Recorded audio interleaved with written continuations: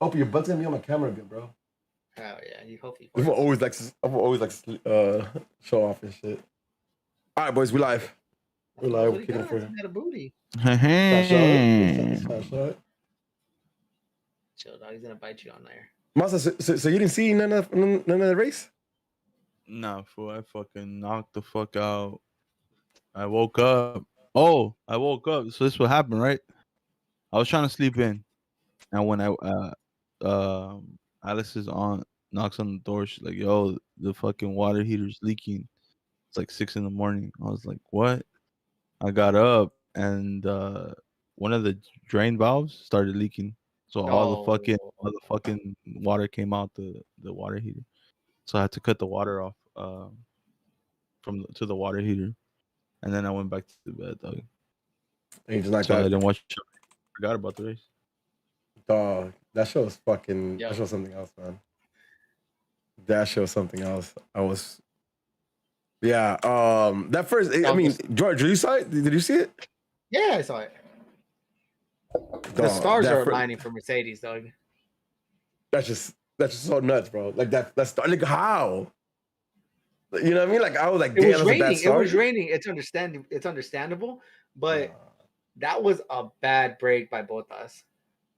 Like his start was bad, bro. I didn't see that would go fucking straight crash into fucking Lando,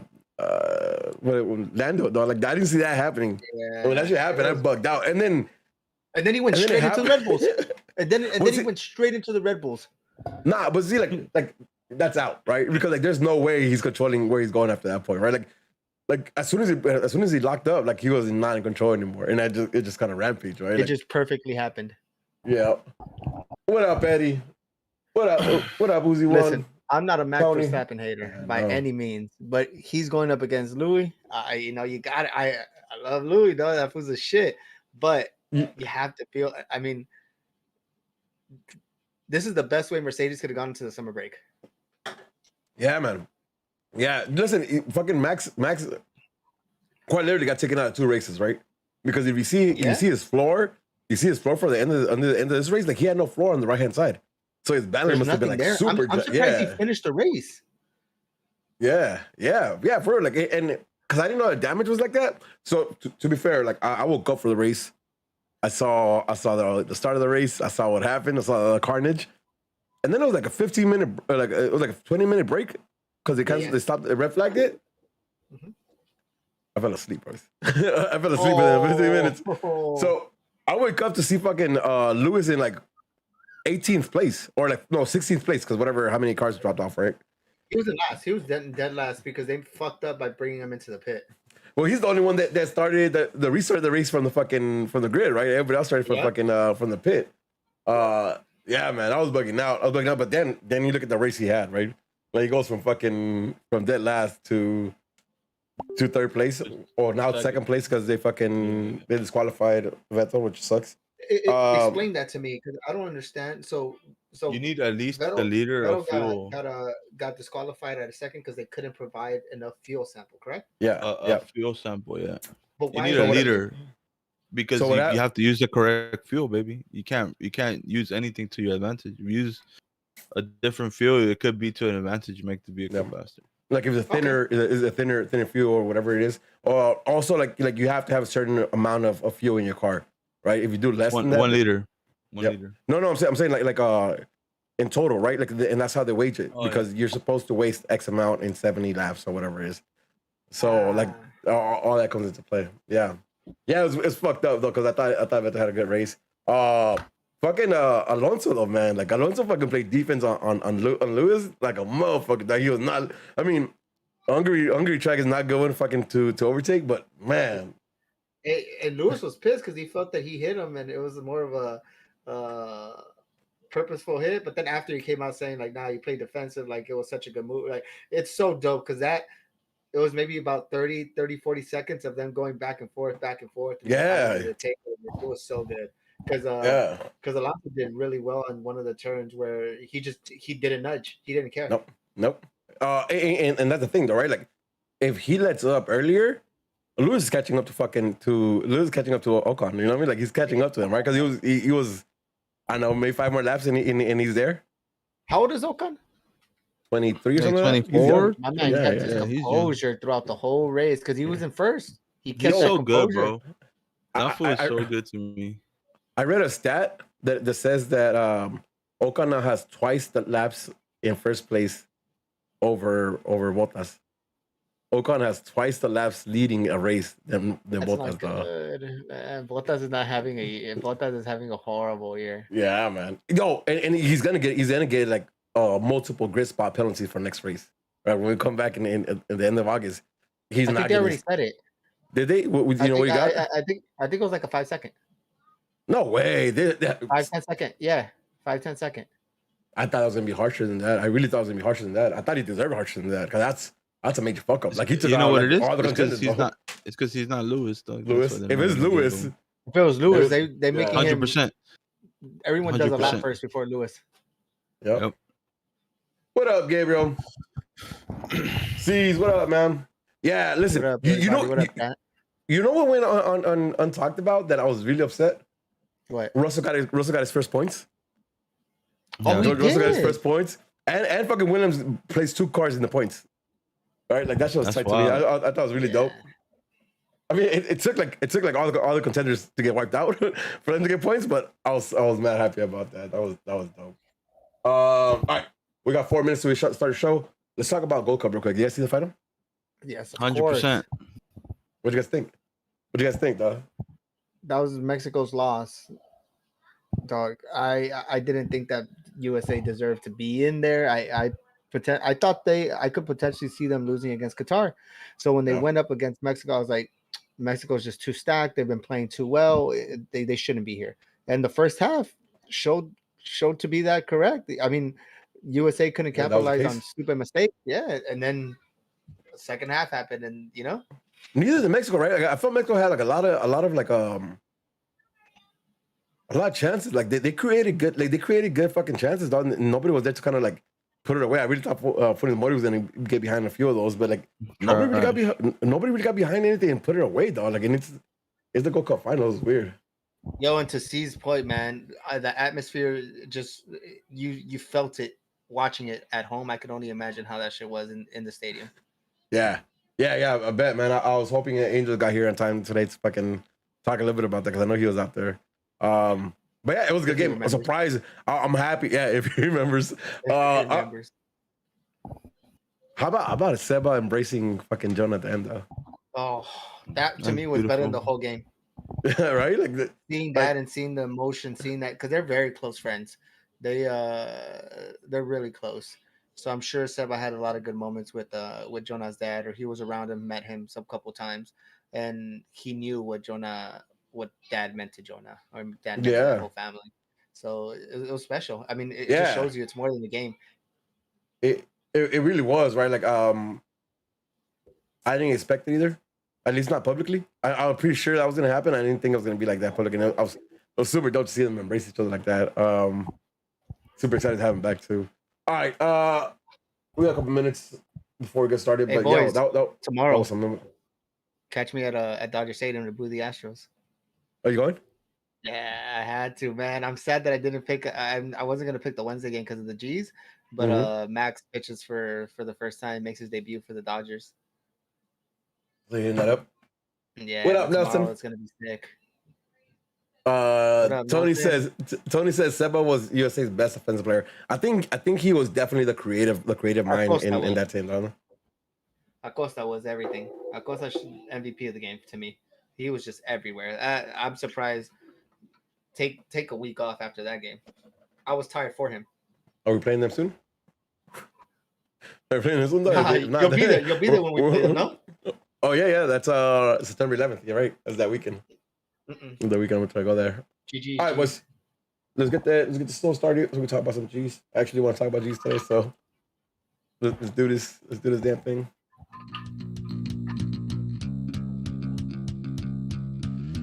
Yo, what up? And welcome to another episode of Straight from the Stands, an unapologetic, unofficial LA Galaxy podcast, hosted by 4 5 Mile supporters who bring you their thoughts and views on everything related to LA Galaxy, Straight from the Stands. I am your co-host Smarts, alongside the always angry Angel, his counterpart level-headed George, and the man with the facts, Masa.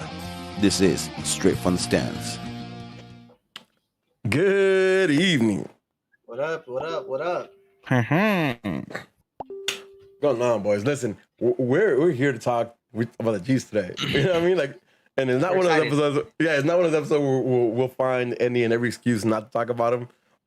Today, I think I do want to talk about them a lot because I was fucking impressed.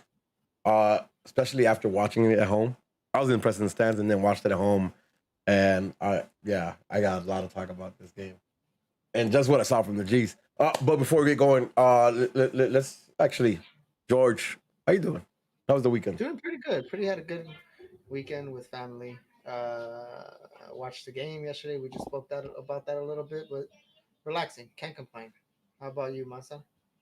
I made some money this weekend, so I'm, Let's go. I'm straight. Hey, no. Fix that. Fix what you just said.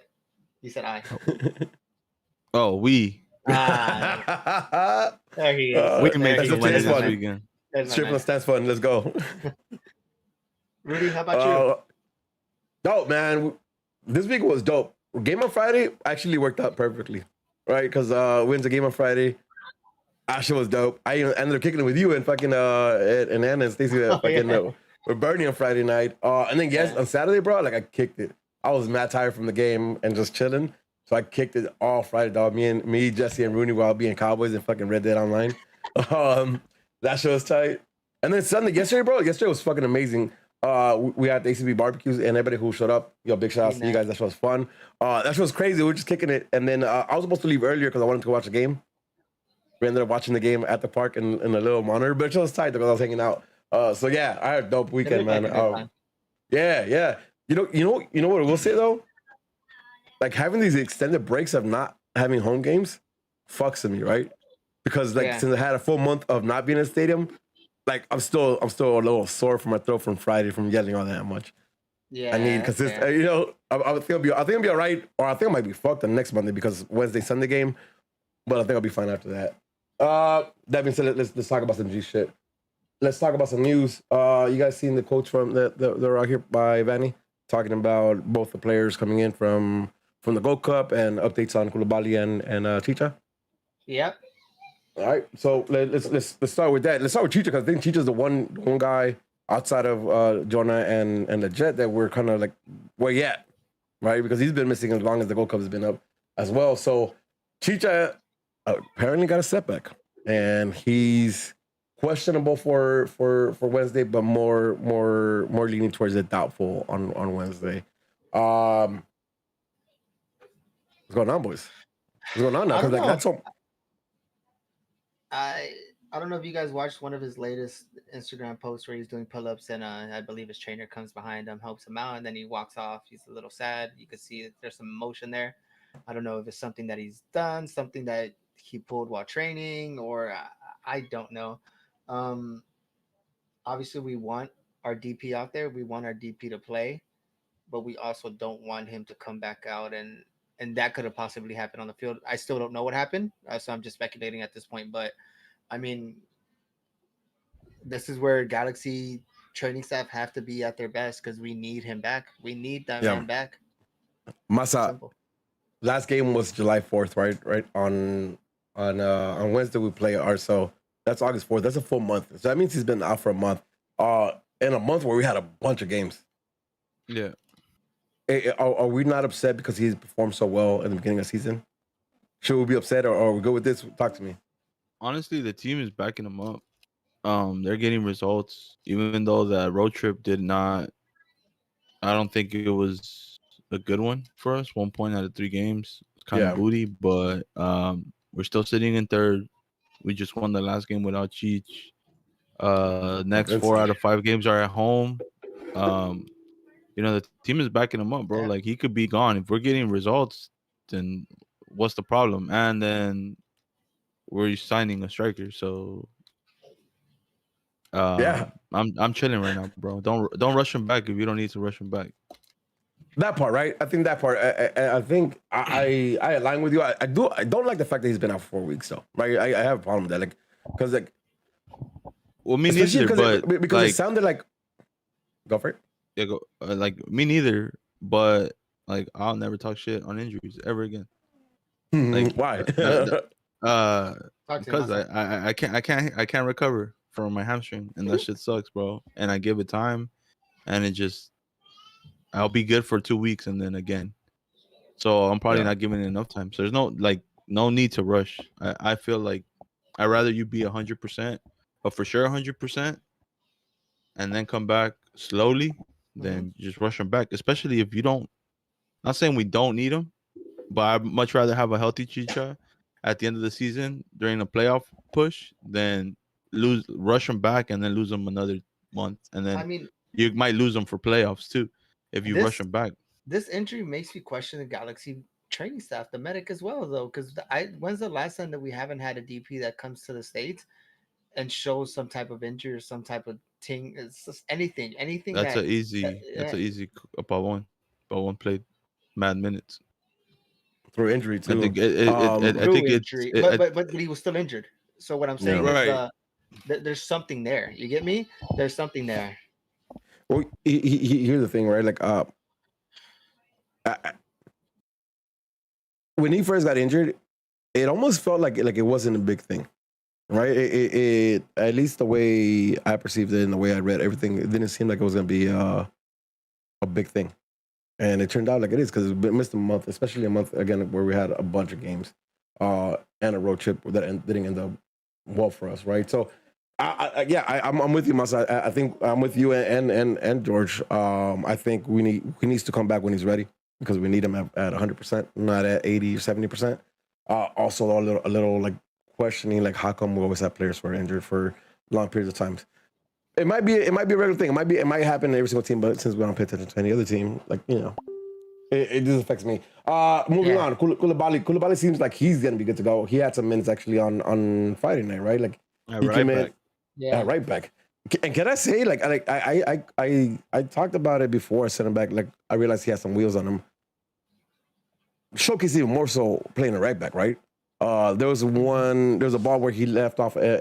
He touched the ball wide and then he kind of sprint. He never got the pass back, but like he was up in no time. Like he moved. I like that. Kind of want to see that again in center back, right? Because for as much as I like Derek Williams and the power that he brings, he's not the paciest guy, right? So if you back him up with Koulibaly, I think that's gonna be dope. Hopefully, I'm hoping he gets a start on a Wednesday. Julian, I assume, came out for just physical reasons, right? Like give him some time because we're waiting for one, and he's had a lot of minutes on him. Yes, right. Yes. I didn't hear no reports about him being injured. No. Yeah. No. All right, let's talk about the guys who were at the Gold Cup. Efra, Jonah, and Leggett. Efra seems like he's going to be having some minutes, especially because he wasn't necessarily utilized as much as the other two were in the Gold Cup. So Vanny said he'll play I think he said a major role or a bigger role. Whereas JDS and Leggett they're probably going to play a role, but that's to be determined based on how they come back from the Gold Cup, especially since both of them had major minutes in the final.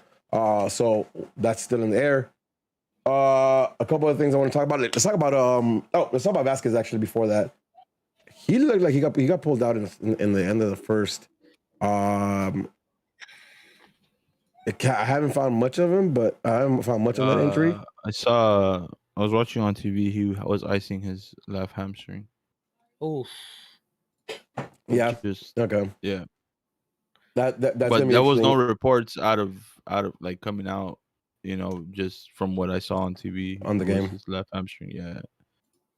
Yeah, that's interesting. I definitely want to see if he's even on the bench for Wednesday because I hope he's not a player that's gonna be out for a minute.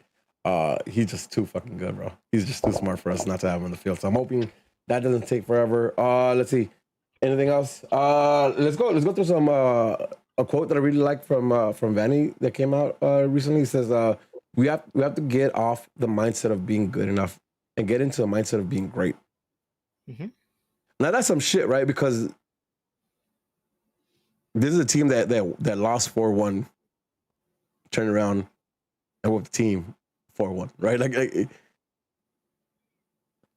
I fucks with Vanny though, man. Like he has the bravado, he has the confidence of this team that says like,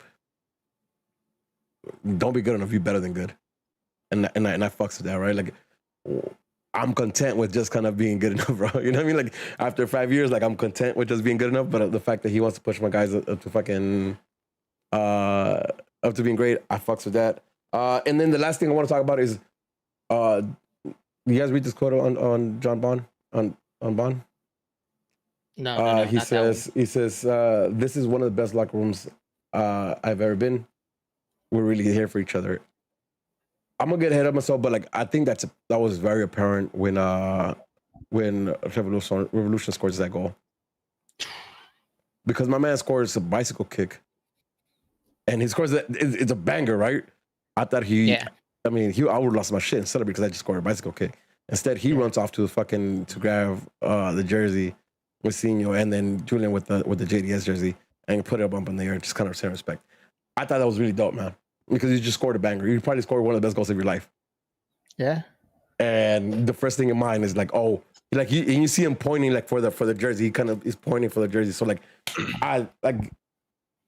there's evidence to back that up, and I'm fucking happy because last few years we always had the inclination that there was something wrong in the locker room, right? Especially last year.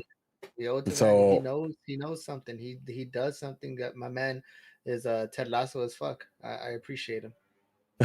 Yeah. Again, man, that's just kind of stuff that came up about in the last few days, and I kind of want to get to before we talk about the game. All interesting though, like man, especially like the quotes from Vanny and Bond. Like you build on that, you know what I mean? Like you'll get through games, you'll get the tough games and get results just off of attitude like that and having each other back. So I'm fucking with that. But enough of that shit. Let's talk about Friday night's game versus Portland. And the good show we had. Let's go start lineups. Bonego. Again, never doubting that. Dupuy and Williams, the center back pairing again. Villafana and Araujo playing as our wider out defenders.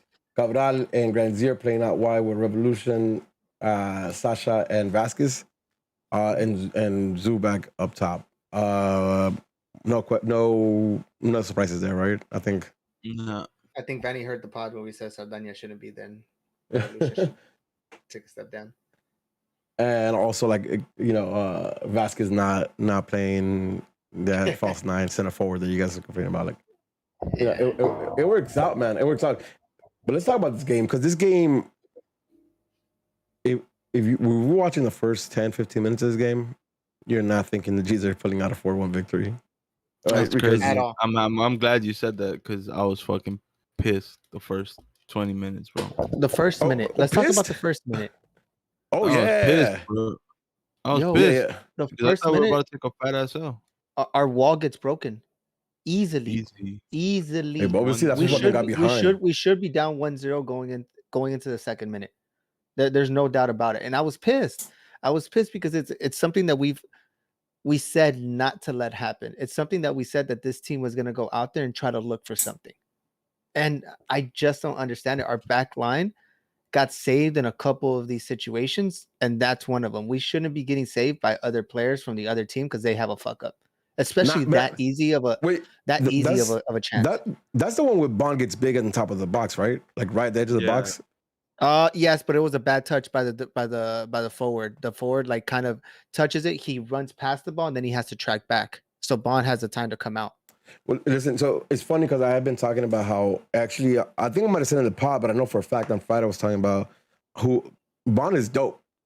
I don't think he's better than Pinedo, but Bond is dope. And I don't think he's better than Pinedo because one of his weaknesses is that gives up early. Like he tries to guess before the striker does anything, right? Like we've seen him kind of lay on his ass a couple times and the striker takes it easy.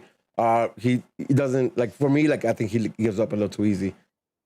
Except he doesn't, right? Because that play right there, like, that's big on him. You understand, like, when you go out there that far, you're giving up pretty much the whole goal, right? The whole goal is open behind you because you can't cover that. So you have to be very confident. You have to stand your ground and get big. And I think he did all of that. I was impressed by that play from the jump. But let's go back to Basa's part. Like, did you see how high they were pressing? Like, they were pressing with a line of 4. And that line was in between our defense and our midfield. That was nuts, bro. That was nuts. and the first 15 minutes were crazy. I mean, Vasquez cleared the ball like 4 times from our field, like, and it wasn't looking for a pass. It was like clearing the ball, right? Like, if you press Vasquez to do that, you're doing a really good job pressing, because we've talked about it, how Vasquez can hold the ball and wait for you to do something before he has to make a move, and that wasn't the case on Friday. Like, the first 15 minutes, Portland press was fucking ridiculous. But it couldn't hold out. They couldn't do that like 90 minutes the way they were doing it. I think the G's did what they had to do, and they kind of held their shit. You know what I mean? They didn't get opened up. They didn't get scored on. And after 15, 20 minutes, like, I think the game leveled out. And in fact, I think the Galaxy at that point pressed them higher up the field as well, right? And for a good, like, what minute does the first goal come in? The first goal comes in the 27th minute. 27th minute, right? So from the 15th minute until the 27th minute, that game was fucking amazing, because it was the G's attacking to a response from Portland, to a response from the G's, to a response from Portland. Like, that first half an hour was fucking chaotic. A lot of pressing, a lot of running from Portland. Also, Portland's a lot faster than I thought it was. Like, as a team, they move a lot faster than what I give them credit coming into this game, because they put us under pressure with some of that pace. 27 minutes in, boys, like, that game was ridiculous. It's, again, from the stance, I didn't notice that all that well, but like, when I rewatched the game, like, I was really impressed with the first 15 minutes, because it was teams causing the other team into mistakes that led into chances, and it was like that pressing, and it was like the intention. I like that game. I like the game, and then I love that game, right? We end up getting a corner after a few opportunities that go our way that we couldn't put away. The Cabral first goal, does that happen before or after that? The one that gets called back is offside? That's late in the second half. Later? It's late in the first half. First half, Late in okay. the first half. So first half, we end up getting a corner kick that's probably, I don't know if it's the best deliverance, but it ends up just kind of flicking up in the first pole. And that was a good contest by Derek Williams. Derek Williams gets up there.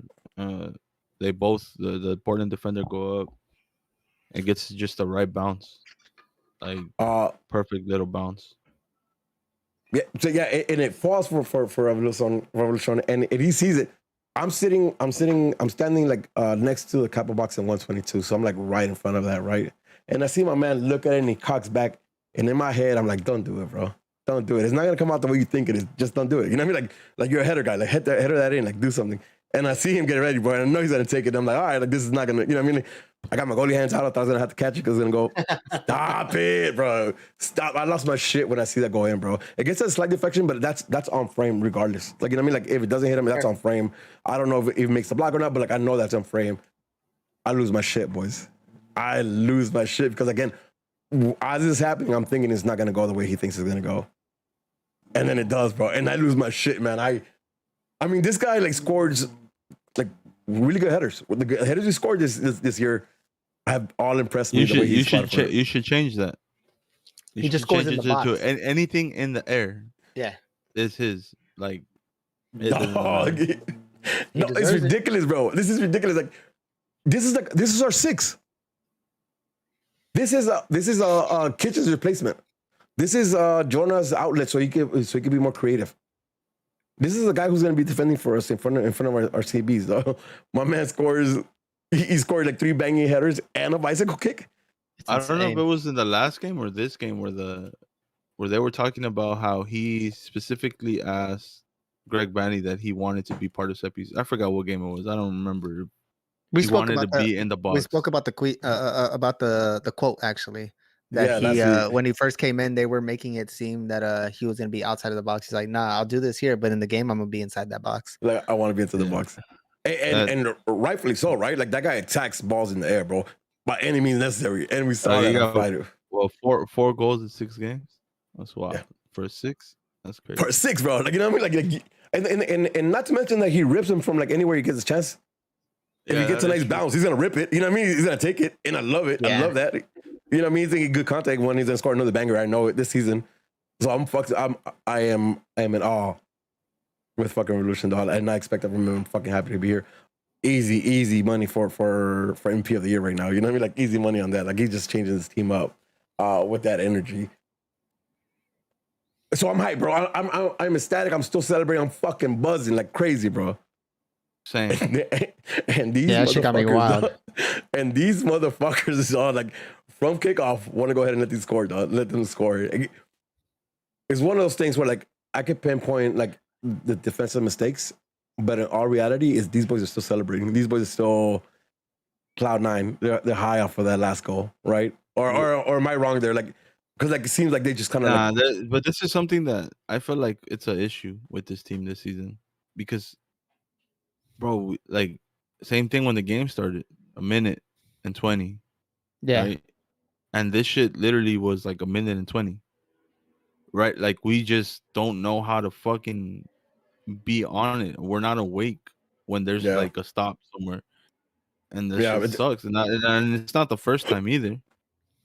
It's not the first time this season where some shit like this happens or we're close to getting scored on. Like we stay sleeping when we like kick off. And that shit sucks. It takes us a few plays of possession to get back into fucking rhythm of where we're at right before whatever happens stops. But like that shit bugged me out, bro. Like that shit fucked up my buzz because I was like super high and then I'm like, like for real, like and the fact that like yes, maybe for like 10 minutes before our first goal, we have been playing a lot better and we're maybe a little more dominant. But prior to that, like Portland had been our asses, right? So when they answer right back, I'm like, oh man, like this is gonna be a game, like, you know what I mean? Like this could go either way at this point, right? This could go either way at this point. It frustrated me because it's something that we should be seeing on our end, and this kind of goes back to the touch that happened in the first minute. The way that they break a defense is one touch. They don't control the ball, it's just a simple one touch off, and then the player's already running off the ball. Then they bring it back in towards the middle. It's almost the same play that happened. Yeah. No. Yeah. Again, but like to me, and I doubt like the Galaxy sees it the way, but like I was impressed by their speed. Like that caught me by surprise because I wasn't expecting like that kind of speed from like it would seem like everybody. And I don't think is the fact that we're slow because I don't think that's true either, right? Like I don't think we're slow, but they had pace and they knew how to use it. They knew how to make the runs out of the ball, and I think it was a fucking game, man. It was really a game. So much so like it was a game. I was thirsty, because I've been, I'm thirsty. So I'll go up getting beer, dog. And I go towards, what is that, like the south entrance, I guess, or whatever. And I hit the one spot where there's like no TVs to get a beer because there's no line there. You already know what happens next, right? Yep. So I'm in line. I got one person, dog, one person in front of me, and he's having a hard time thinking whether he wants a michelada or a regular modelo, dog. Hey, right? Hey, that's a big decision, though. Relax. No, and I'm just kind of just like, yo, for real, like, come on, hurry up, right? No, and then I hear, oh, and I'm like, oh, you motherfucker, right? And then he decides he knows what he wants to get, so he gets his michelada, and they give him a fucking beer. I even missed the fucking replays because like that motherfucker took forever, so I don't know what happened. Though I don't really know what happened. Like, so I'm like, I just know we're up 2-1, and I'm okay with this. Like, I'm okay with this. First half finishes 2-1. Let me go back to his goal, though, because I saw it on the replay. Let me talk about this $10 million player we have, dog. 100%. Dog, whoever was on this pod saying this shit, false. You don't know soccer. This man's a $10 million player. Anyone that gets him, you're buying him for the low. Masa, you don't know shit about soccer. Hey, I'm wrong. Man. Hey, I'm wrong. I'm one of the few people that does a Galaxy podcast that could come on here and say he's wrong. I was wrong that the Portland Timbers are going to come out here and beat us. I was wrong that Julian Araujo is not a $10 million player. There you go. He had a game, bro. Even prior to that, he's already having a game, putting in like strong tackles, coming back and defending, and being an outlet out wide. You're talking about he at that point he was still sharing a wing with Grant Zero. Grant Zero was also, we'll talk about him because he had a game, but Julian was standing out already.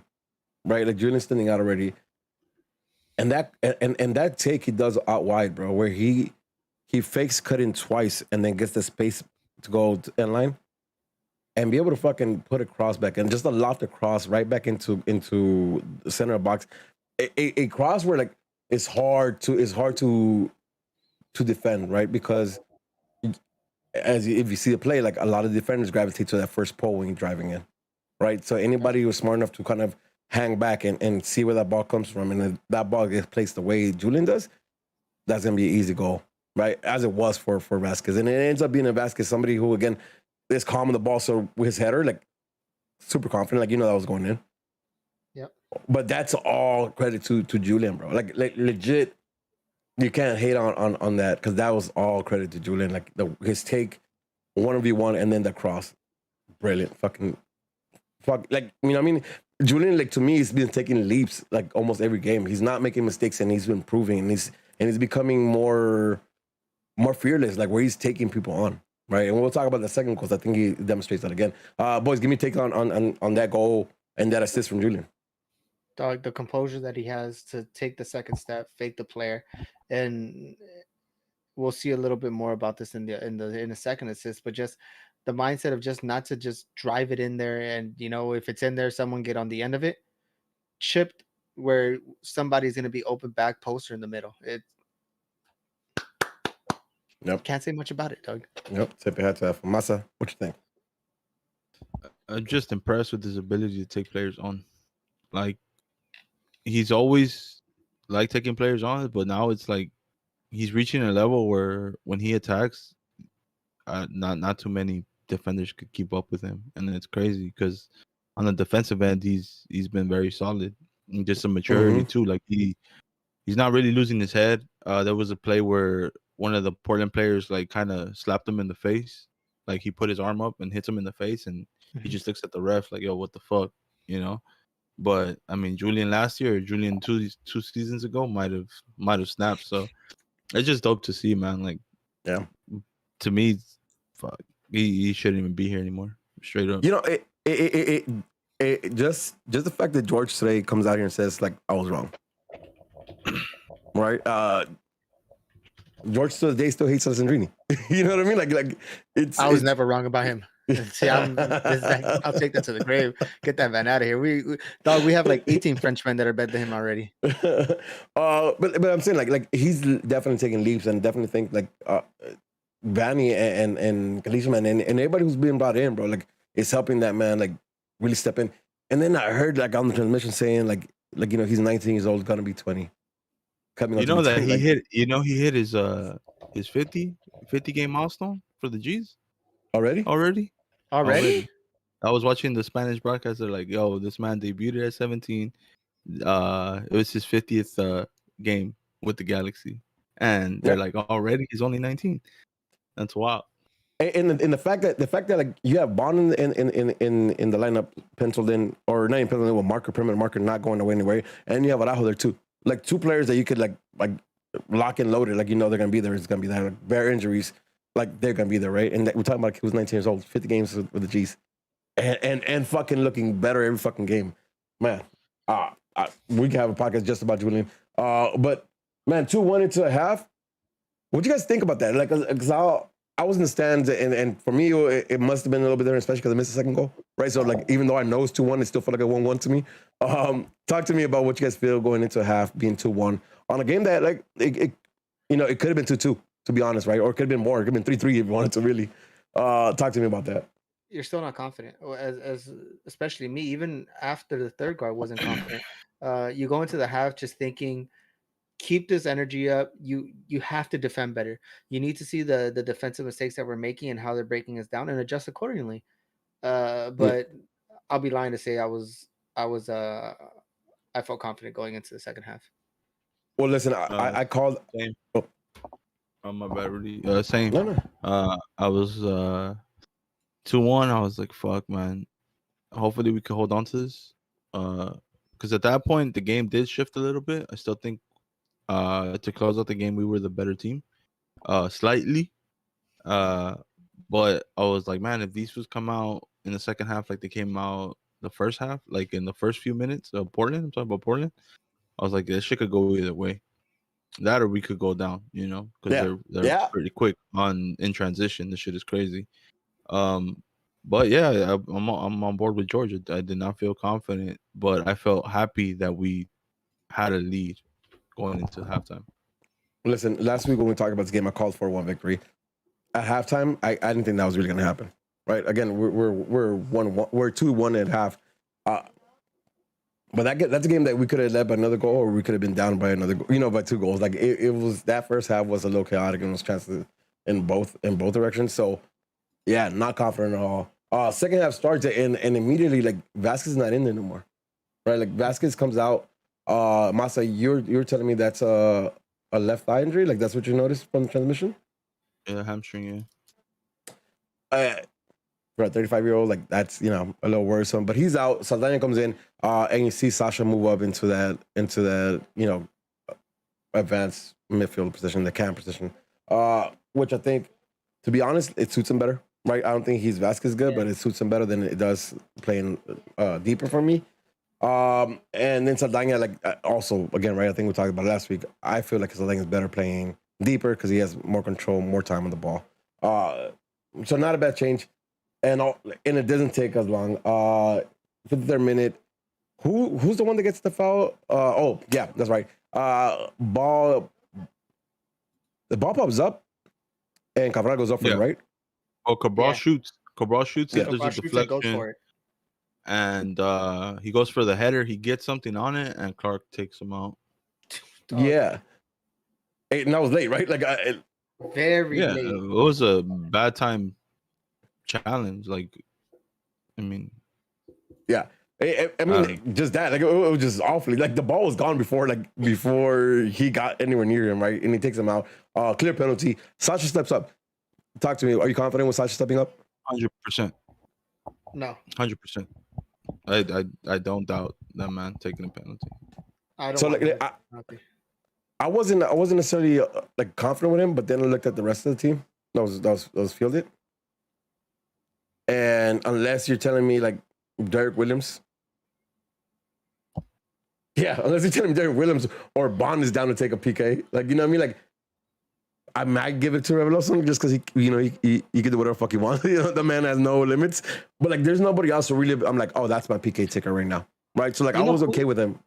You know who I was wanting to see it just because we wanted him to have a goal for so long. Grandier. I don't think he's a bad player. I just think he's had a bad draw coming out, and I think he's able to capitalize. But your captain's going up for a penalty. Veteran, you don't take the ball away from him, and it's a bad look to take the ball away from. We've seen that happen plenty of times in MLS where people take the ball away, and it's just a bad look. And like we said. They say the locker room's amazing, and that's the last thing that you want. So you're not going to fight any decision made. And then in retrospect, like why would you, right? Like Sasha comes up, puts the ball down, and he's confident when he does, puts it down the middle with pace, right? Like Clark goes one way and it's a wrap. Like as soon as he goes one way, I love how that shoots the ball, bro. Because he puts it in the middle, but he like if you look at it, he puts like a knuckle on it. Like a knuckle effect on it. Like he shoots all his shit like that. That shit is dope. I don't know. I've been taught to never throw that shit down the middle. Listen, if you do it like he does, like yeah, exactly. Yeah. You know what I mean? Like I think Clark gave up that he was throwing himself earlier than what he should have, and it made it easy for him. 3-1. Like again, it still feels even at 3-1, it felt like it wasn't in the bag, right? Because I felt better about it though. Yeah, I still didn't feel good because he has some padding at this point. You got two goal lead and some padding there. Like like even if they score another goal, like you still have the lead and you can like Mourinho park the bus if you need to, right? Like to get the result. But I am feeling a little more confident. And then finally, just fucking finally, Araujo again gets out wide. Araujo again has the patience. Like. He saw this was sliding, the Portland defender sliding in, and kind of just waits for him to do his thing. The ball kind of, he doesn't touch the ball no more. He kind of just lets him slide, gets past him, picks his head up, and puts in a fucking dime, man. Again. Call this man Coinstar, dog, because he has dimes, bro. You know what I mean? Like this guy is that was clutch, man. That was so clutch because unlike the pass to Vasquez where he's already planted there and waiting for that. Grandier is not there, right? Grandier is coming into that space, bro. And the way the ball lands at Grandier, like he hits it in kind of low, But if he's more patient, he could also take a shot from there. He could have done like that ball was for him to make a decision on how you want to score. You know, I mean, it was that good of a ball. I am glad that he didn't try to one time it or try to do anything fancy with it. My man kind of ducks a little bit, saying a lot because he's kind of short, right? And then just kind of straight back where it was coming from. Goalie going the wrong way. 4-1 and a Grand Zero goal. Another dope assist from Julian. I am complete ape shit crazy in the stands, bro. Because it's everything, right? It's 4-1. Yeah. It's 4-1 like 60 minutes in. The goal is scored in the 56th minute, like 56 minutes in, 4-1. I mean, we don't have Chicharito in the field. And we're whooping ass right now. We're looking good doing it. The goals are nice. There's intention there. Grand Zero got his goal. Did I say that already? I'm saying one more time. Grand Zero got his fucking goal. You know what I mean? Like, we've been waiting for that shit, bro. We've been waiting for that shit. So, bro. Yeah. What you say? What was that? That was well deserved. I think that was. I He think one of that his was better games too. I think that was my for Grand second Zero. highest celebrated goal after Revolution, the Grand Zero goal, just because we've been asking for that goal. He's needed it, but the way that he gets the goal again is just the icing on the top, which is another beautiful pass by Julian. Yeah, for sure, man. For sure. Listen, and I was talking to you on Friday about this. Like, Grand Zero gets that goal, and I think he's having a good game before that, anyways. Right? I think he's like taking players on, giving good passes, making a lot of runs. But he gets that goal. My God, literally becomes Messi in the field, bro. Like I seen my man trying different things, taking on players with things I hadn't seen him before, just kind of playing with space. And a lot of times it's coming to him. Like, if that guy was confident prior to his goal, now that he has a goal, I think, man, I'm hoping to see more of it, because like I thought he was great. Galaxy scoring the fourth goal kind of triggers a partner to do something. And Severossi fucking makes 4 changes at a time. You have Blanco, Paredes, Mora, and Barali coming in for Valeri, which I was surprised. I really didn't see Valeri coming out just because it's fucking Valeri. You know, he could turn something out of nowhere. But he comes out. You do see Blanco come in. Were you guys expecting a wake up from Portland at that point when you see the 4 changes coming in? I thought they waved the white flag though. Same. That's how I saw it. That's Yeah. how I saw it. I was like, oh, they're bringing in, a couple homegrowns. They're bringing Blanco, who's coming back from, injury. They're getting him game time minutes to get game fit. I saw a white flag. Like, that shit's a wrap. This shit is done. That's how I saw it. Interesting, because I again, Valeri going out was weird to me, but Blanco coming in, even if he's returning from injury, is one of those players who's different. You know what I mean? 100%. So I thought maybe something. And again, it's Mora, right? We talked about Mora in there. I thought he was not there this game, but I thought there was some threat there. For us though, like, I like what I saw when that happened, right? Because we never let them get into rhythm. Like, we held composure, we held the ball for long periods of times, and we still attacked them. Like, there was still a lot of attacking opportunities. Like I don't necessarily feel like we settled at 4 goals, right? Like, I think the boys wanted to get more in that. And in fact, I think we could have had the 5th or 6th goal even after that, because the boys played well. Subak goes out. So the game finishes 4-1. Let's start breaking down more player-wise or things you noted from the game. So bring anything you want to bring up. I'm gonna start with Subak. Mm-hmm. I'm gonna talk about Subak because, my God, like, I have appreciation for him from what he's done this start of the season. I think there was a place for him in the team at the start of the season. But my God, his lack of quality is showing so hard. There's a few balls. There's one ball specifically I remember at the start of in the first half when Portland was on us, that Victor Vasquez pinks over the top. Oof. And it beats the defender, and he has the pace to get to it. You can't drop. But instead of like trying to have a touch where it goes forward, like, he tries to like I don't know, like, trying to like sleep it, like bring it down, and misses it, and it kind of just bounces in front of him. The defender just kind of like gets in front of him and passes it back to keeper. I'm like, Yeah. like, anybody else, man, like you have a touch and then you try to drive at the goalie, you know what I mean? Like, you do something else, like I don't know, like, even if it was successful in bringing it down and holding it, like, what are you doing? You had a 1v1 with the keeper because you had to beat the defender already. Like, why are you bringing him down at that point? It's so many of those little moments where like his decision making is not right, or he just doesn't see it the way he needs to see it to progress the play. But he's not a valid answer to our needs in the striker when we don't have Chicharito. You know what I mean? I know it is because we also seen that Cabral doesn't work as a center forward, and we don't want Victor Vasquez as center forward, right? Like, so when Chicha's out, like our real option is Subak, and Subak is not it, man. You know what I mean? I am hoping Dijon. I can't say his fucking last name. I can't even start saying his last name, dog. I even went on Google trying to pronounce it, and I can't do it, bro. But our Serbian kid is coming in. I'm hoping he's the answer because like it's obvious that Subak is not the answer. Thoughts on Subak or anything else in the game that you guys want to talk about? I'm still concerned about our back line. I think changes need to be made with the people that are coming in. I'm excited to see the more of Sega and Derek Williams, just to see how that pairs up. Other than that, I think we had a pretty good showing. It's still nerve-wracking. You still don't know what you're gonna get because this game could flip on its head, as we saw from the first minute to the moment after we score a goal. And I think it's those moments that we need to clean up. Just having that set of mind or knowing how to defend when we're being pressured. And I think with that being said, and with attackers coming back and with our team going forward, we should be better, but it's just fixing small things. But those small things do go a long way. Those small things could cost us an early goal away, and then we see a 4-1 like we did in Dallas. You get me? So it's still things that need to be addressed, but I'm okay. We needed this win. We needed this win. I think you mentioned it in our last pod, talking about they're playing in front of the fans. They just had a bad showing. They need to come out and show. They did that. It could have gone a different way, but I just want to see a lot more of what we saw with the goals and just better defending. Well, listen, I think that's the level up, right?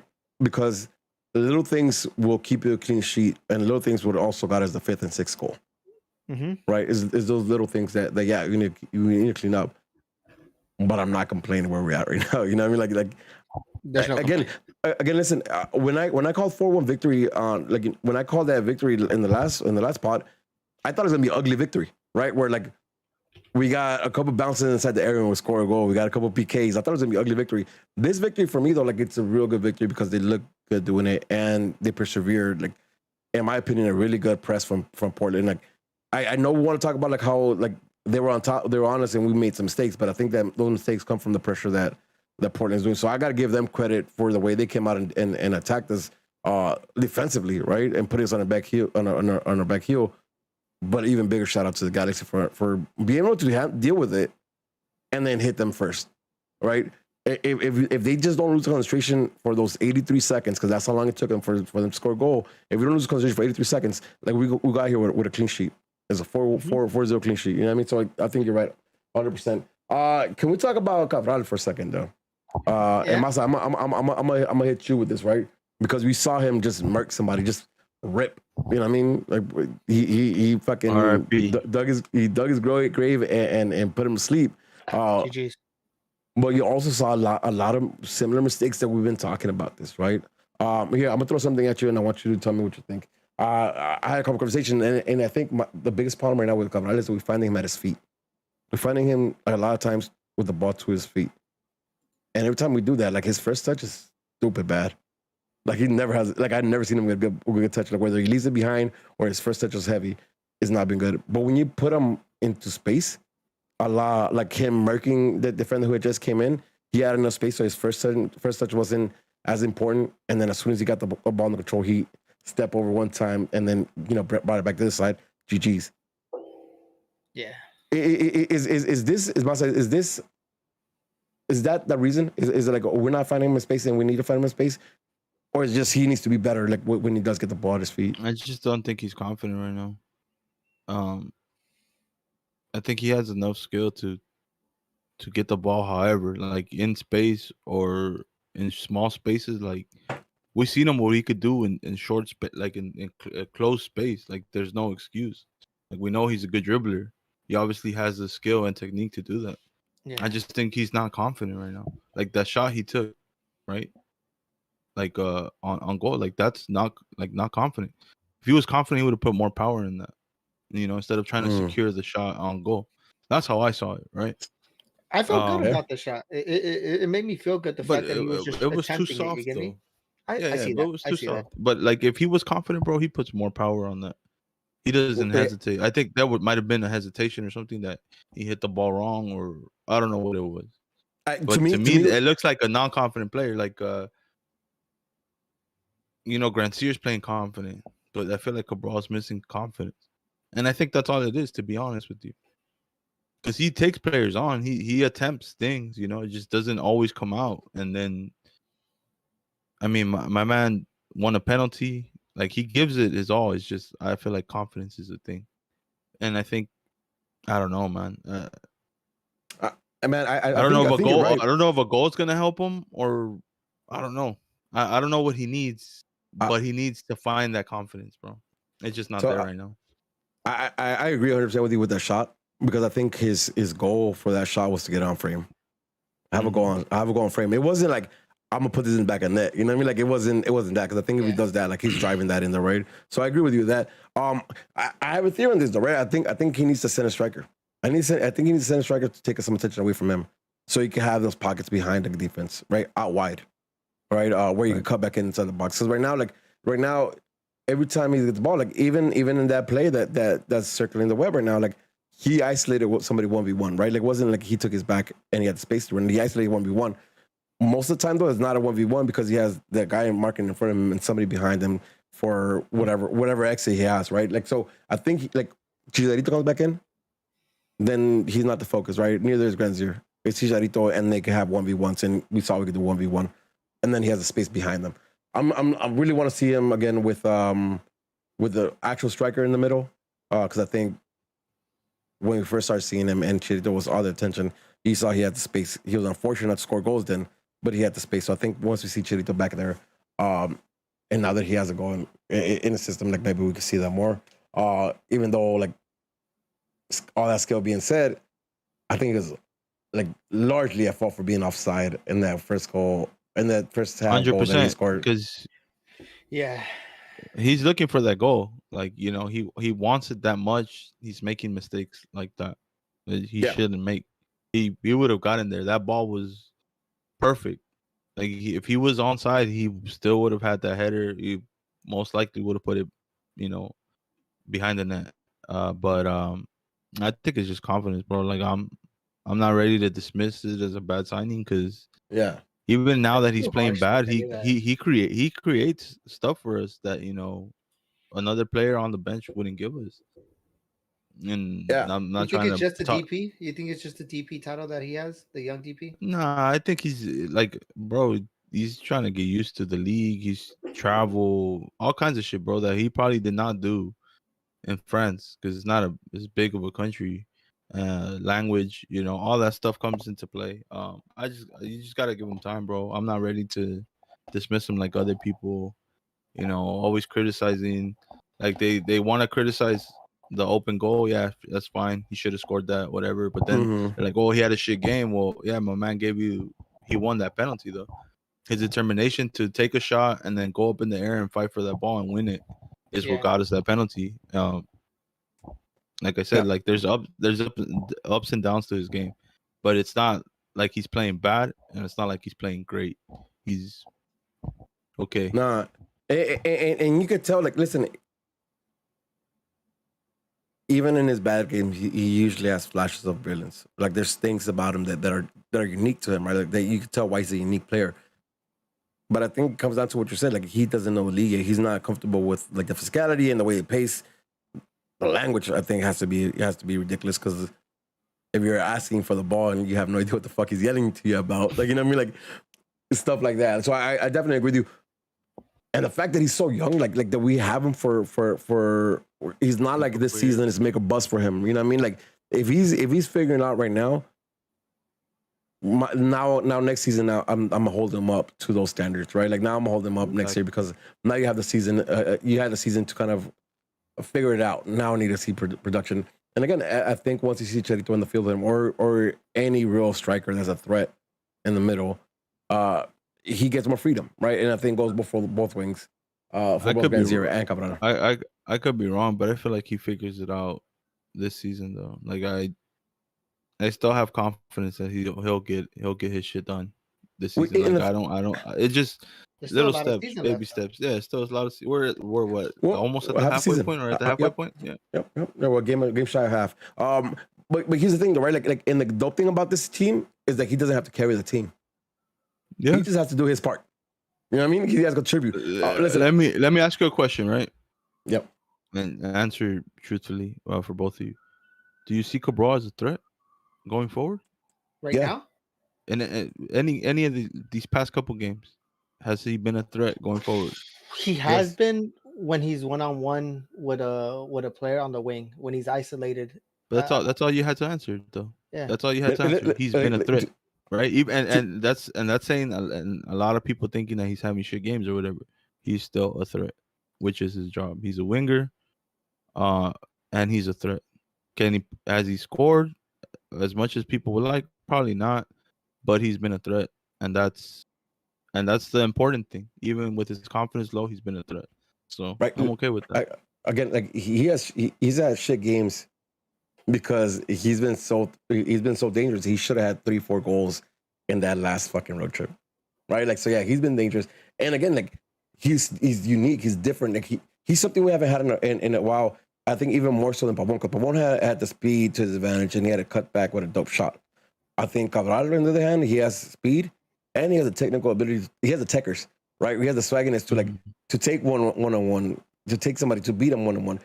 I like that. I think it just, again, for me, my biggest issue is the fact that he doesn't have a set striker to give him the space out wide that he needs. I want to talk about something real quick. Before the season started, we were talking about Chicharito, how many goals he needs to score, right? Yeah. One thing I remember saying is like, we need him to score 15, 20 goals, and I need the team to give me another 20 goals, right? I might have said 15, I might have said 20, but it's around there. I just want to bring up like the goals that are not from Chicharito, right?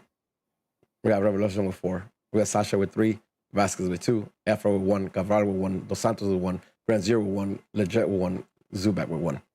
We're at 13 goals right now. Non-Chicharito goals. That's what we need. You know what I mean? Because like, yes, I want you to score more goals than anybody else, but there's a supporting cast. And we're talking about, and there's a supporting cast here, right? We're talking about assists. Look, listen, we have Araujo with 4, we have Granzier with 4, we have Sasha with 3, we have Leggett with 3, we have Vasquez with 3, we have Williams with 2, we have Cabral with 1, Chicharito 1, Steres with 1, Zubac with 1. Like, this is no longer Zlatan ball, right? It's not Chicha ball either. Yeah. Because look at the numbers. And that right there is like, that gives me peace, bro. Because like, at the start of the season, we didn't have Cabral, we didn't have Granzier, right? Or we had Granzier, we didn't have Cabral. We had Williams, but he was injured, so he wasn't really playing. Vasquez came in like last minute as well. They had to get a few games to get adjusted. We had the Gold Cup and then players leaving. We haven't had a full month's worth of games with the squad, like our on paper, on the field, best 11, right? Like, it's always been one player here, 2 players here, 4 or 5 players, the last couple of weeks. Like, we haven't had a full team and we're getting production in this level. Imagine this team end of September going into October, bro. You know what I mean? Like, this team is going to be something else. If they can stay healthy, and I'm okay with this, just based on where we're at right now and how we're scoring and how there's a team actually behind our striker, right? Like, we're not looking for Chicharito to be the answer for everything, especially after you win 4-1 over Portland with Chicharito not on the field. I'm okay with this. We're gonna wrap this up pretty soon. Any other thoughts on the 4-1 victory? I just want to add Saldana personality, bro. I don't know if you caught the end where Blanco was talking mad shit to that fool. They were going back and forth, and Saldana did not phase him at all. I don't know if anyone caught that shit, but that's how I done. That shit was amazing, bro. That fool was taking no shit from that fool. Blanco was letting him have it, and then you just see Saldana and just talking back. Like, that shit was dope. It got to the point where Blanco was ban marking Saldana, bro. Like, that shit was funny as fuck. But man, man didn't back down. Did you guys see that churn Saldana had in the midfield? Yeah, Yep. that was Where he nice. kind of like he took the whole Portland midfield away from the play. Like everybody was going one way, and he's like, yoinks him go back this way, and everyone was just like, oh. Yep. I'm telling you, like my man's with some space, he can really do it. I don't like him like necessarily when he's too close to his mark. I like him with some space, he can do it. And he's also like fucking like 2 years old. Like, you know what I mean? Like I fucks with this dog. Like I fucks with this heavy. That's why I you want can't to give him say a hard time. That's why you can't really press him. Last game we didn't think he was the best fit, but granted, it's not your fault. You still have a lot of learning to do, so we need to be easy on these type of players. yeah. Oh, and again, like his wages are not affecting us. No. There's a lot of upside to him, right? And he's been at service. Like again, maybe not. He's not going to change the team for us, but we needed personnel. We needed players, and he's come in.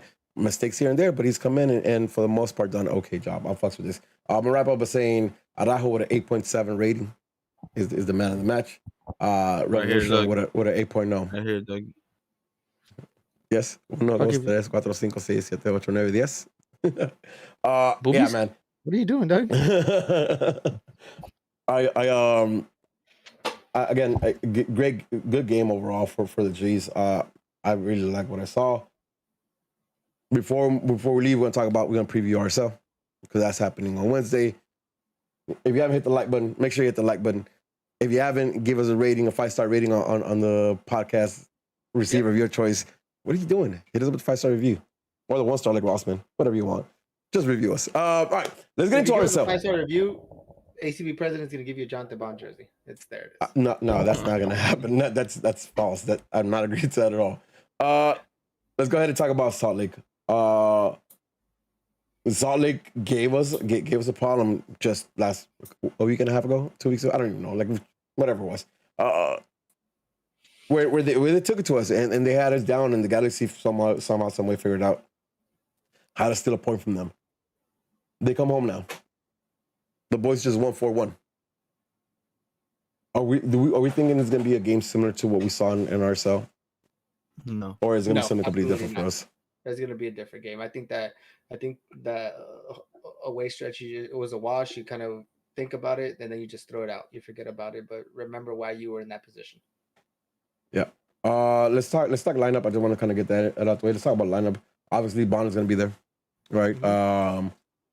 Bearing that there was not an injury, I think Julian is there. Fang is there. Williams is there. Dupuy. Sega. Sega there? What do you think, Sega's Masa? You think Sega gets started at CB next to Williams? Shit, that's a tough one. Yeah, I'm a co-sign on that. There it is. I mean, like Koulibaly did not look bad when he was holding it down with Steris or with Dupuy, right? Koulibaly did not look. For me, I didn't think he was the root of our mistakes in the back line when he was playing. So I'm eager to see him with Williams as a CB parent. So I'm rooting for that. Let's talk midfield because we do get additions of JDS and Leggett and Efra. We might have the drop of Vasquez. So what are we thinking? We got 2 CMs in a cam. We have 1 CDM and 2 midfielders. What are we doing? Who's the players that are going to be there? I'm going with Revolution, Leggett, and JDS. We haven't really talked about JDS and the passing of his dad. At this moment, I think all you want to do is play and kind of keep your mind distracted. They gave him the option of taking time off, which take as much time as you need, obviously, and he wanted to get back to it as quick as possible. Both players didn't play full 90, I think, in any game. They were taken off the field prior to the 90, so they should be good. I mean, even if say if there was another Copa Oro game, it still would have been around the time that this G's game is going to be going. So I could see them maybe starting and getting pulled off in the 60th. Earlier. Yeah. Masa, what you think? I like how that sounds, but I'm going with Revolution, Saldana, and Sasha. Ooh. And Sasha. For my start. Yeah. That's interesting. And how do you and that's pending Vasquez yeah. injury though, because if he's fine, if he's good to go, I think he gets to start. But see, that's I'll pair him up the same way we did second half. Second half when Saldana came in, Revolution a little deeper, and then Saldana more like a box to box, but kind of more defensive. If that makes any sense, and then just let Sasha be in the attacking half. And have a kind of roaming, let him roam a little bit, let him move around. Yeah. Yeah, I'm if they're available and they're good, and I mean I'm sure Vanny's going to be the judge of that. I would like to have JDS and Legit in there, and I would put him with Revolution being the six, like a real six, and have Legit and JDS have like the box to box where they can both kind of push up and be creative. But again, that's burying that they're both ready to go. If not, then I think I'll kind of stay the same, but I'll do Revolution, Sasha, and Efra. That's how I'll go out. That's how I'll go out because I think, man, Efra needs to ping those passes like Vasquez does, or at least similar to that. So I don't want to see him do that. I'll put him out there. Cabral Granzier, they're going out wide, right? Like that's not changing. Yes, Sue back on top. Subi, yeah, 100% over That's the- Augustine. 100%, 100%. I'll still Bro, co-sign on that shit my every day. God, I man. don't care. I think I that's don't my care. biggest frustration with Chicha being out. The fact that this man is still on the 18. Augie Williams has no. I don't see. I don't see it. I don't see it. What happened to that man's swagger, bro? With the G2, my man has swagger. Like my man knew what the fuck he was doing. My man was intent. Like So does Zubak, Doug. Just My saying. man has more Twitter fingers than he does on the field, man. He could hype up the fans. That's why he became a fan favorite. That's why people were so get him on the field, get him on the field. Why is he not on the field? He's better on the internet Yeah. than he is on the field. it was shit, man. It was shit. But yeah, that's so- temporary. so baby. Subak, yeah, we got yeah. a striker on the way, dog. Relax. Yeah, But- yeah. Back to Subak and back to RSL. That's the start lineup. I agree with you guys. The midfield is kind of where we have a coin flip based on who's available. Yeah. But we'll see you Wednesday night. Regardless of who's in the midfield, the G's are a team that should be able to take care of RSL at home. Yes? 100%. Listen, RSL's coming in at 7th place, just above the playoff line, with 21 points, and a game at hand against us, right? So even if you give them the game, they'll be at 24 points, still have a 4-point clearance ahead of them. But again, listen, Rusnak had a day against us in RSL, and he proved to be a difference maker for them. I don't know, man. Like I was highly impressed with Portland game. Can the guys rally again and do it again? Like I'm not necessarily 100% convinced. Bro, of against that. ourselves, the same shit. We started off fucking slow. They put 2 on us quick, and then we came back and figured that shit out. We just can't Yeah. do that shit no more. Like that's all it is. It's the way we come out. These fools gotta come out with intent to, like Vanny said, be great, not just good enough. And that's Imagínense the cuando issue. chingonas or what? A huevo. All right. Well, talk to me then. One of you guys talk to me about what it is that we really got to do, right? I know you guys say intent. I know you said punch them in early, but give me details. Like who do you want to see do what? Like talk to me about like what we need to do to really get this To me, going in early. as a team, as a unit, we have to force them to play down the middle. Because RSL, all they do is play wide and cut back, and motherfuckers open on top of the box, and that's how they score every single goal for the last 3 seasons on us. That's how they It got does. us. The left It doesn't change. It does not change, and I don't know why no one could pick this shit up, bro. Been calling this shit for 2 seasons already. Force them to play down the middle because they're not gonna beat our midfield. They're not. No matter how good Rusnak is, my man drifts wide, cuts in, and takes a shot, or passes to someone coming in the middle. Force them to play down the middle. They're not gonna do shit. It's that simple. Well, it's not simple, but I mean that's the game plan, right? Yeah, Like that's I the hear game that. plan. Listen, so like I hear that. Like so, force them in the middle. George, what do we do offensively? Like how do we score with? I mean, we scored 4, right? With Zubak on the field as a striker. How do we do that against ourselves? I think a lot of that has to come through the wings. A lot of what we saw, but I don't feel it's Julian's responsibility to make that happen. He shouldn't be the one that's dictating that wing. I think Ranzier and Cabral should be doing a lot of what Julian's doing, if not attacking the box. If you're not going to center that cross, make yourself a threat inside of that box and have someone open up and stay on the top of the box. It's something that at fast touches we shouldn't be holding on to the ball and kind of being a little stagnant. Fast touches, that's what's beating us. And we have the speed. We have people with pace. We need to look for those players. Granzier, we know he has the pace. We know he makes the runs. We need someone that could see him. Yeah. Cabral needs to get one in the back of the net. Well, listen, I think you're right. You need somebody in the midfield, or even like our defensive line. Like if you want to skip a line, they need to start finding these guys in space. Like look at the runs and where what space they're attacking, and put the ball in front of them. Have them meet the ball in front of them. Like don't give it to space, because I think if you find them in space, if you have the backline tracking back, if you have the backline fucking getting disorganized, that's how you do it, right? Masa. Yeah. George saying like maybe we don't rely on Julian, but Julian's the hot hand. So don't we rely on Julian? Like don't we ride it? Ride the hot hand, right? 100%. I'm not saying you don't rely him, but it's not his sole responsibility. It's not, but the way Vanny plays, he likes his backs to push forward. Just that we have better coverage in the middle than we did a couple seasons ago. Now Julian needs to push up. It's important. The more we attack with Julian, the more they defend, the more they're pushed back. So and that means he has 4 assists this season, bro. Like he needs to be all up in there. It also means that the left back is probably gonna be worried about Julian and not Granzier or Cabral if they switch wings again, right? Like that's another option there. I like it. I fucks with that. I think Julian and Villafana play a big part too, because that them pushing out wide gives another option where they allow Granzier and Cabral be more threats. Here you go. Let's pick this up from Gabriel. It says, don't think we should bench Depew. He's been consistent. I think Depew is +1.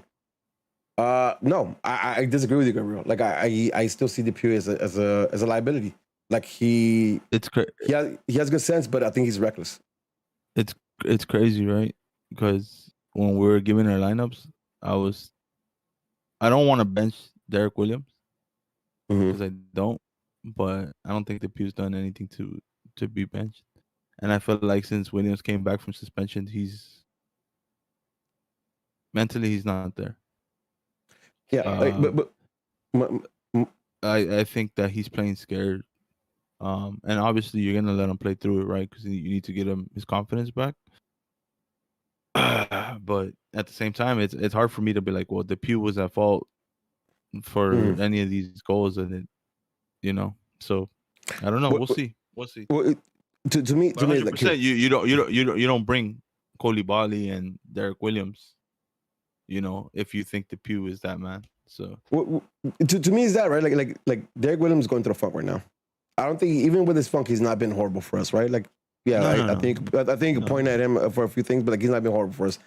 But the quality is there, and if you compare just quality, just based on quality, those two players and their IQ, like I'm always gonna ride with Williams. Again, and this is personal. I don't necessarily like Depew because I think he's reckless. I will say one thing though that I bugged the fuck out on the game on Friday. Sasha comes out late in the game, and he hands off the band to Revolution. Revolution kind of looks around, and he goes towards Depew, and I'm like, yo, like he's getting the band, like just give it to. And then I look up, and Depew is the most senior player in that squad that finished that 11. Depew is the most senior player, right? You have Bond, you had Koulibaly out wide, you had Williams, Depew, Villafana, Saldana, Perez, Revolution, Cabral, Granzier, and Dunbar. But at that point, does it go to seniority? Should it always go to seniority? No, but what I'm saying, like when Revolution looks back, it's like, oh, this guy's been with the team for longer. I'm gonna give it to him, right? Like again, it would have gone to like Derek Williams. It would have gone to Bond. I have no problem with them, right? Like I think that'll work. If it goes to be a fine, I'm okay with that. But the fact that like I get it, I get how that works, right? Like you turn around and you have the armband. You just got here, so you don't want to put it on. You kind of just go give it to fucking the guy who's been there for the longest. And that guy was fucking Depew. Treat me the fuck out. Because, like, Depew's third season with us right now, right? Like, he's on his third season. He's been with us for 2 seasons per. Yeah. Crazy, bro. Like, that's it. crazy. Like to me, it was crazy. Either way, like just kind of moving on from the preview. Like nothing against them. I just think like our other center back, especially the ones that brought in, are more quality. I think. But They need to be on the field. like we've always said though, this is a good problem to have. Yeah, easy that. Right. Easy that. So. Listen, RSL should not pose a real threat for us, in my opinion. Right. But I wouldn't say that. I would not say that, bro. I think they're still a dangerous team. Just because they're seventh in MLS don't mean shit, bro. We lost to Vancouver. And they were last place.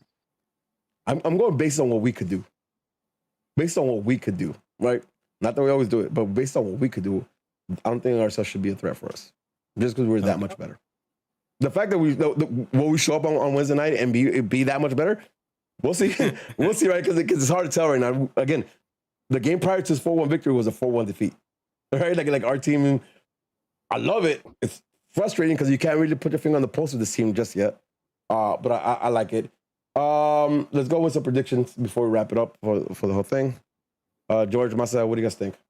I have 3-1 Galaxy winning. Goals by Jonah, Granzier, and Cabral.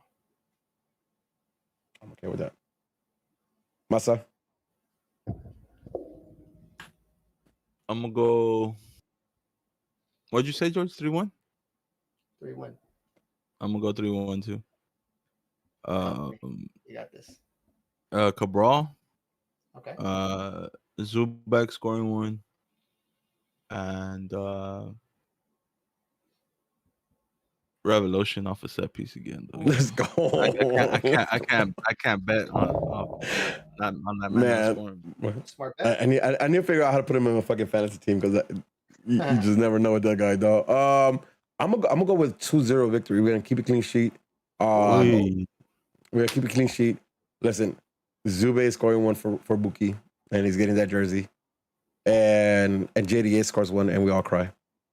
That's what's gonna happen, though. JDA scores. You guys gonna be at the game? Yes, sir. Of course, you already know that. You already know. You already know I'm be at the game. Yeah. Me too. Dope. So that's our prediction. That's as a preview for RSL. Let me do some fucking housekeeping. We're giving out tickets. I can't tell you go and sign the form because sheesh. Like, listen, we posted the link and I was like, I'll come back and check in a couple hours. And I'll pull the link down if we need to, but I doubt we're gonna need to. No, like you guys attacked that fucking form. Amazing. Like I'm reaching out and saying, hey, like, back me up because I don't have the tickets I don't have enough tickets that I thought I did. So I'm trying to get some more so we could put the form back out and get some more tickets away. But when's it's gonna be popping, man? It's gonna be cracking because like the amount of tickets that we're gonna give out, like yo, man, make sure if you're getting a free ticket, you put in work in the stands because it should be popping with the amount of tickets that we're giving out. Unfortunately, as it stands right now, please keep an eye on socials for ACB. As it stands right now, we're out of tickets to give out because they're all been claimed for. If we get more, they'll go on socials as soon as we do. And again, we want to get as many people as in their experience B block. And last Wednesday game at home, cracking. So I'm hoping this game is the same way. Friday night was cracking. So please be on the lookout for our socials. Merch will be merch and membership pickup. Just rule of thumb: we close pickups an hour before the tailgate close. So if the tailgate closes at 6:30, or the tailgate closes at 6:30, we're gonna close around 5:30, 6 o'clock. So rule of thumb. With that being said, I think anything else? No, that's it. With that being said, it's an episode straight from the stand. Yes, thank you, sir. We actually do have questions, and again, please join the Discord. Hit us with some questions so we could answer them live on the pod. George, you on this? Let's go. Yeah. Glenn asked, all signs point to Jonah playing Wednesday. How do you think our coaching staff will handle his minutes? We kind of talked about it. There are levels to this depression, and it seems like old boy is ready to run through a wall. That being said, if you were the coach, what are you doing? Keep in mind we have a string of games in August. Do you guys want to go a little bit more in depth into it? I'll go by what I stand. If his decision is to play, then that means he's handling this with just go. This is my dad taught me soccer. I'm playing this game because of my dad. I want to cherish that. You respect obviously what he says. You always keep the communication. I think Vanny's going to do a great job with that, keeping up that communication and just checking in. But if he's playing, he's playing. Man, I agree see. with George. I'm with Chicha on this, right? Where I think mental health is really important, bro. And like I think you need time to grieve, right? So like, you can't go against what the player wants, but I think like there should be some kind of space there for it to happen, because it maybe doesn't happen right away, but like my man's lost his pops, like that has to be devastating. I can only Haven't imagine you what guys that's ever like. been? I mean, I've no parent debt, but there's been times where I've been through some shit. All you want to do is like play sports, exercise, do something, because Yeah. the reverse side of it is just as worse. If I slow down, what am I going to But revert to keep my mind off of this? but you've been through this, right? And I've been through this, definitely. So like, Yeah. what happens when you actually do slow down? When you don't have the soccer outlet that comes hit you like a truck load in your face, right? And like and that's hard to juggle. Like if there's no space in between that, like if you can't alleviate that punch every single time, like that can fuck you up, right? And again, I am by no means no psychiatrist, so I can't talk about Same this here. like I'm doing anything, right? But I'm just saying, like from my own experiences, I know like sometimes you want to run away from it and get involved with something else, and it comes back and bites you in the ass. So I'm just hoping it doesn't happen for him, especially because again we're at halfway point, and I'll not only fuck the Galaxy like as a human being, I hope he has his time to kind of mourn his pop's loss. Excuse me. Next question. Next question is a little funny question. Question comes from Noah. Who is the most important player for the G's right now, and why is it Ethan Zubak? Listen, the only reason why I poked you for this question, because I don't necessarily think it's wrong. Right? If Zubak can find goal, if Zubak can find a string of goals, bro, watch those out, he's definitely the most important player we'll have, right? Because the team can function, bro. And if we have a striker who's putting in goals, again, I said it a few times this episode, that's going to benefit Cabral and Granzier, right? So if you could if you could be a threat in the box, you alleviate. Unfortunately, he hasn't lived up to that. Like he hasn't been able to be a threat, and he's laying us down. But if he does, though, like he would be an important player, probably the most important player, especially without Chicharito. Am I crazy? Am I crazy? No, he could have been the saving grace, but I think he has had some games where his effort and his just hustle brings up the team around him, which helps us out. It's not usually what you can do with the ball, which obviously is huge, but the fact that you're trying, the person to the left of you is going to try because you're giving that much of a shit. So Yeah. I give him that props. I give it to him. But as of now, the biggest hope has been Revolution and Bond. Oh, man, I'm telling you, like team MVP right now, bro. Like he's scoring goals. And when it comes back, Granzier close second though. Granzier close second. Man, I like my team right now, bro. I like my team. I'm not gonna lie, dog. And listen, and what Vanny's saying about like stop being good enough, let's be great. Like I can see that happening with this team, because like we always talk about it, especially because of what we've been going through. Like we haven't had a full squad, a full strength team. Right, Masa, thoughts on MVP Buki? MVP Buki, MVP Zubek, same shit. Like Buki, Zubek, same shit. Hey, did Buki get his jersey? I don't know. Can anyone confirm or deny? I don't know. I think it's Masa, you're saying? To me, MVP is Victor Vasquez. So I'm not arguing that either, man. I love that man too. I'm not arguing that either. He's so important for our team. Just the way his brain processes shit so quick is. Listen, for real, the way he's breaking things, dog. The way he's breaking things is fucking ridiculous. I love that shit, dog. I'm not gonna lie. No, man. Again, questions, please hit us up on like whether it's in the chat live, or we'll try to pick them out, or definitely on Discord. We'll always check those out right before the show. So make sure you're on there. If you don't get how Discord works, hit us up, and we'll give you a 2-second walk around. Dope. With that being said, it's an episode of Straight from the Stands. I'm Rudy, and I'm Smarts on Twitch, I'm Smarts on Twitter, I'm Smarts on the gram. Ooh, follow me at Romeo Santos. Go catch my new song. Peace, love, and G's up. So y'all have a beautiful night. Catch y'all on Wednesday. Peace.